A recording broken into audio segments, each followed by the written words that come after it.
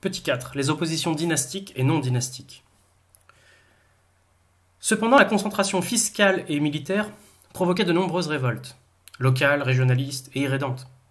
Ces partisans étaient tentés de rejeter l'ensemble du dispositif monarchique omeyyade, avec pour conséquence d'idéaliser un commandement, amr, plus équitable et en accord avec la sunna, la tradition de l'époque médinoise.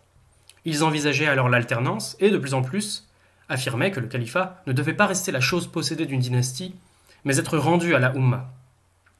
Une partie de cette opposition se raccrochait à l'espoir d'une restauration hachémite, tandis que d'autres, les kharijites, rejetaient en bloc le principe dynastique et prétendaient rétablir la légitime élection médinoise.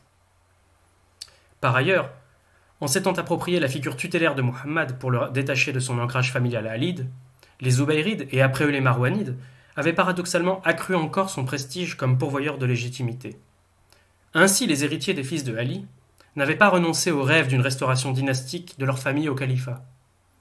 Tandis que certains commençaient à transformer leur attentisme en mystique,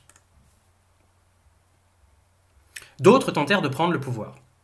Aucun des califes de Dieu, Marwanides, ne pouvait se targuer d'une telle proximité familiale avec Mohammed. Ainsi, en 740, un candidat alide à la succession prit la tête d'une insurrection armée, initiant alors 2 décennies de révolution politique. Zayd ibn Ali réactiva ainsi l'idée d'une monarchie légitimiste et d'une dynastie prophétique liée à la fille du prophète par le culte de son sang. Dès lors, son exécution comme traître et rebelle félon à son serment d'allégeance légale au califat omeyyade fut érigée en martyr de la cause par des milieux pro-hachémites koufiens, irakiens, qui mirent en exergue le fait que le sang du prophète avait été répandu. Plus avant, le coup d'État mené en 744 au nom d'une branche marwanide contre une autre servit les intérêts factionnels yéménites en Syrie et par contre-coup ceux de leurs rivaux en Jazira, qui élurent Marwan II. Ce coup de semonce aggrava le processus de délégitimation dynastique.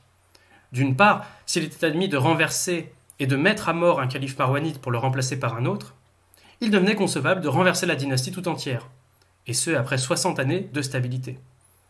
D'autre part, les partisans de l'assassinat d'Al-Walid II et de l'élection de son cousin Yazid III arborèrent des justifications idéologiques autour de la notion du tyrannicide. Il était donc concevable, voire nécessaire, de destituer et d'assassiner un monarque qui, comme Othman en son temps, aurait dérogé à ses devoirs selon la sunna. L'affirmation d'un tel principe légal supérieur, la sunna, à celui du commandeur des croyants, supérieur au commandeur des croyants, brisait l'idée de l'autorité monarchique. En outre, il restaurait le principe électif que Yazid invoqua, se présentant comme candidat d'une bay'a, une élection par acclamation. Il est donc parfaitement logique que les années qui suivirent ce bouleversement dynastique majeur connurent d'une part la formation d'émirats kharijites partisans, assumés du principe électif, et ce à partir de 744, mais également de la résurgence du parti hachémite au sein des troupes du Khorasan, en 747. Petit 5. Dynastie hachémite et lutte contre le légitimisme chiite. L'opposition hachémite était à double tranchant. Elle rejetait une dynastie tout entière, les Omeyyades, mais au nom d'un principe dynastique, la légitimité de sang de la famille hachémite. Pour autant, le choix de la branche abbasside était loin d'être unanime au sein du parti. Ce même légitimisme dynastique joua donc très vite contre l'intérêt des abbassides, a fortiori après l'élimination d'Abou Muslim en 756. Une fois les abbassides au pouvoir, l'affirmation de leur propre dynastie reposa alors sur 2 stratégies.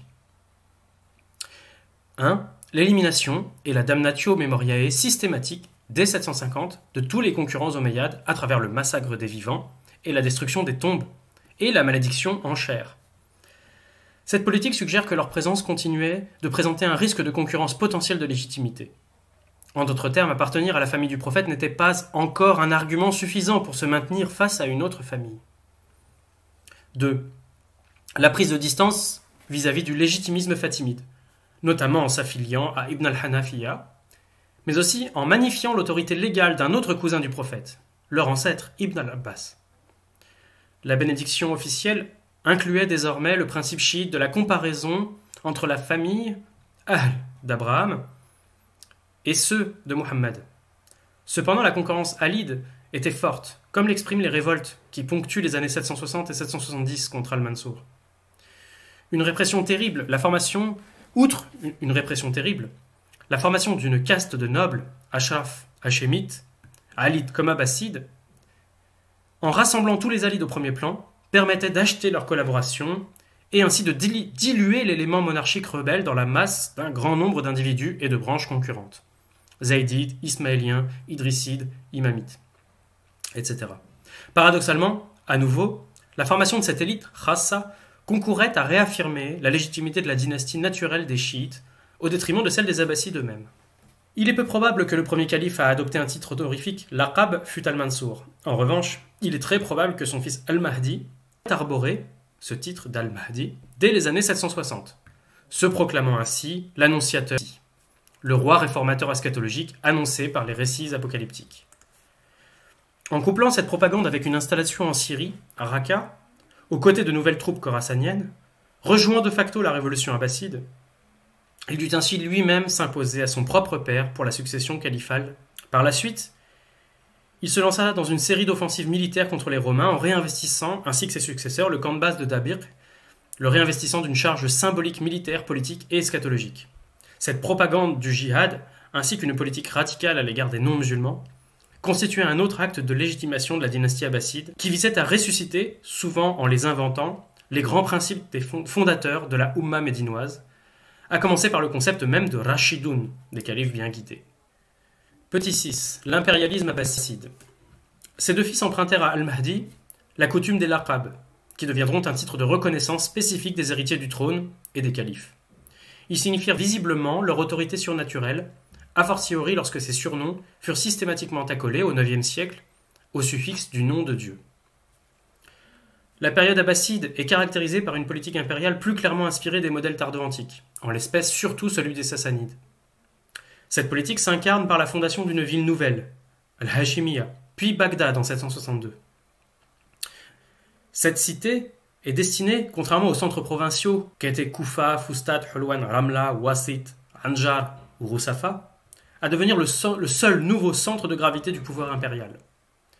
Le choix d'un site de la banlieue des trois cités séleucides, parthes et sassanides de Madaïn symbolise cet ancrage dans les pratiques et le symbole d'un pouvoir autocratique et dynastique. Dans ce centre impérial organisé autour de la mosquée et du palais de gouvernement, le califat entreprend de contrôler la hiérarchie des juges arbitres régionaux en instituant un grand cadi. Prenant ainsi la tête de l'ordre légal traditionnel, ce dernier favorise ou exclut ceux des savants et des juristes qui respectivement favorisent ou délégitimisent son pouvoir législatif. Les écoles sunnites s'attellent alors à la tâche de relire la tradition politique médinoise de sorte à la faire correspondre aux pratiques de la dynastie abbasside, à l'instar du grand cadi de Haroun, Abou Youssouf, mort en 798. Ils échafaudent le portrait de l'imam berger, qu'on a vu en TD. En confirmant sa nécessité politico-religieuse pour l'équilibre du monde d'ici-bas, Dunya, il justifie son droit absolu de désignation de son successeur. Par ailleurs, une autre institution majeure du caractère despotique et suprême de la monarchie de tradition sassanide est le vizirat, qui émerge en cette seconde moitié du 8e siècle. Ces conseillers privés jouent à partir du règne d'Al-Mahdi un rôle essentiel dans la gestion politique et administrative de l'Empire. Tout le dernier quart du 8e siècle est alors dominé par le pouvoir absolu de la dynastie vizirale des Barmakides, des aristocrates d'origine perse, qui n'hésitent pas à nommer des membres de la famille au gouvernement des provinces à la place des généraux, compagnons, sahaba des Abbassides, et surtout des princes de la famille abbasside elle-même, comme nous le verrons en partie 3. Les successions des deux fils d'Al-Mahdi et des trois fils de Haroun, intriquées avec les enjeux factionnels politico-militaires, sont toutes les deux rendues encore plus complexes du fait des tensions au sein du harem et de la haute bureaucratie. Cette emprise parfois dynastique des vizirs sur l'état califal perdura ensuite tout au long du IIIe siècle de l'Hégire. En dépendant de la sacralité absolue de leur maître, ces premiers ministres tendent en même temps à s'approprier la réalité du pouvoir administratif, en chapeautant les secrétariats d'État. Ce faisant, en dissociant légitimité califale et réalité des agents pratiques du pouvoir, le vizirat agit à la fois comme facteur de stabilisation de la dynastie monarchique, mais aussi de remise de sa toute-puissance. Cette période des années 785 à 833 réactive les logiques de succession au sein de la fratrie. On le voit avec la succession d'Al-Hadi, puis d'Al-Rachid, puis d'Al-Amin, Al-Mamoun et Al-Mu'tasim, les trois frères, les trois fils de Haroun al-Rachid. Toutefois, à l'époque omeyyade, les conflits opposaient des familles, les clans, voire les cousins au sein d'une même famille, mais les fratries restaient solidaires. Pendant ces années, du début du IXe siècle, les conflits éclatent désormais entre frères, menant ou emportés par des factions adverses. À mesure que la dynastie abbasside devient conceptuellement indéboulonnable, elle se décompose en interne. Cependant, encore en 818, le calife al-Ma'moun envisage de céder le pouvoir à un héritier Alid, l'imam des futurs duodécimains, afin de conforter l'idéologique de la dynastie hachémite, afin également de subjuguer le défaut de légitimité que le culte du prophète induisait pour sa propre dynastie abbasside.